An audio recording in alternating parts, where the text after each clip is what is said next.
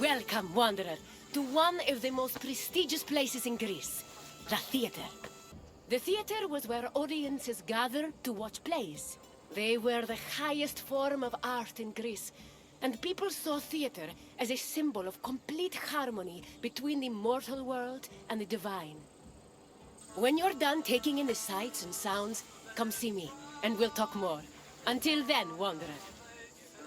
Theater is not just part of geek culture, but was a major part of Greek culture. In Athens, comedies and dramas originated from the dancing and singing performed by members of the cult of Dionysus. Between 536 and 533 BCE, theater's burgeoning importance in Athens was demonstrated when the responsibility of organizing tragedies was entrusted to the Archon, the highest-ranking magistrate in the city. From then on, theater grew rapidly in popularity, and soon, a permanent space for performing and watching plays was built on the slope of the Acropolis. During the 5th century BCE, theater became intertwined with Athens' democracy. It often functioned as an echo chamber for political ideas, and in some cases, it could even influence public opinion.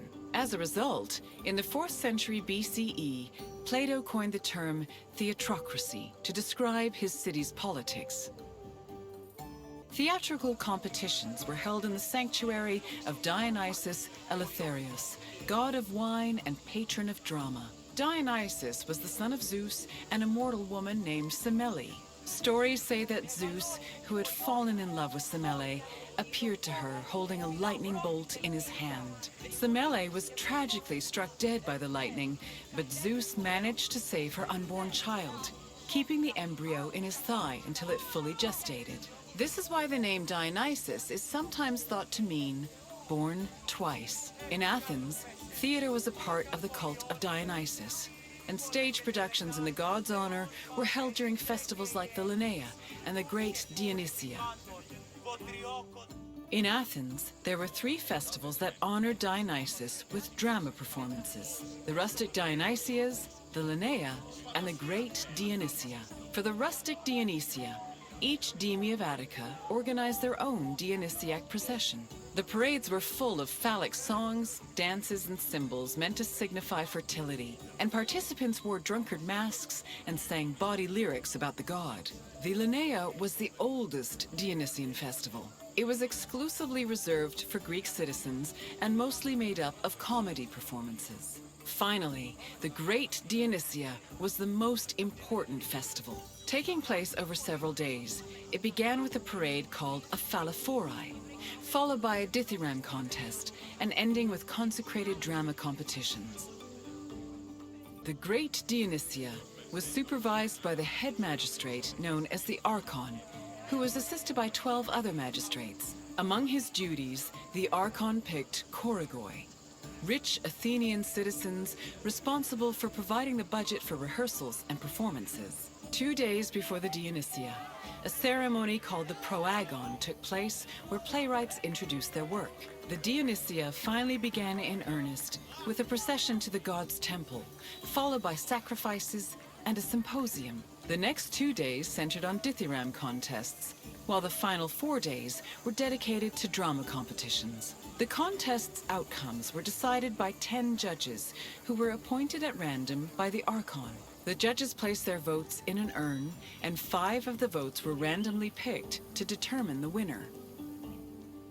All Athenian stage actors were male, regardless of whether they were playing men or women.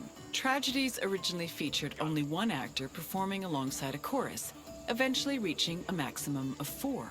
Adding more roles opened up the opportunity for dramatic dialogue.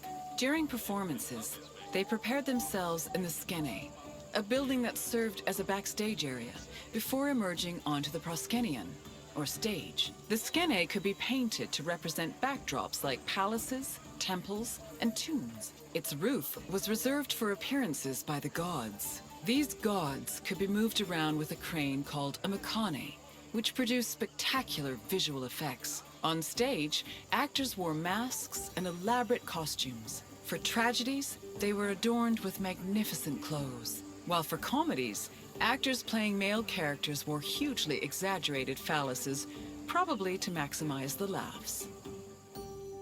The centerpiece of the theater was the orchestra, or dancing place. It was a large, circular area that hosted choral performances, religious rites, and, presumably, acting. Choruses were composed of men wearing masks and costumes. Any Athenian citizen could be choratai, as long as they were selected by the chorus director. Chorus members also served as the equivalent of a curtain, as their entrance and exit marked the beginning and end of the play. New costumes and masks were produced for the chorus for every new play, and they were often just as impressive and elaborate as the performances. For example, Aristophanes' comedies feature the chorus dressing as wasps, frogs, birds, clouds, and islands. One of his plays, The Knights, even had men riding other men dressed as horses. Athens' Theatron, or performance space, could seat up to 17,000 people, nearly a tenth of the population of Attica. Its excellent acoustics made it ideal for drama, but it was also sometimes used for political meetings and parades. The theater was accessible to everybody. This did not mean that seating was free, though. The first rows were normally where priests and public officials sat, while the central part of the auditorium was reserved for ambassadors and guests of honor. There is also evidence that men and women sat separately. In general, theater audiences were emotional and noisy. During performances, they would shout, curse, and throw things depending on their mood, and their reactions were just as much a part of the experience as the acting. Hello again, Wanderer. I hope your visit was entertaining. Though all art forms were important in Greek culture, none had the same prestige as theater, which provided a unique experience with every performance.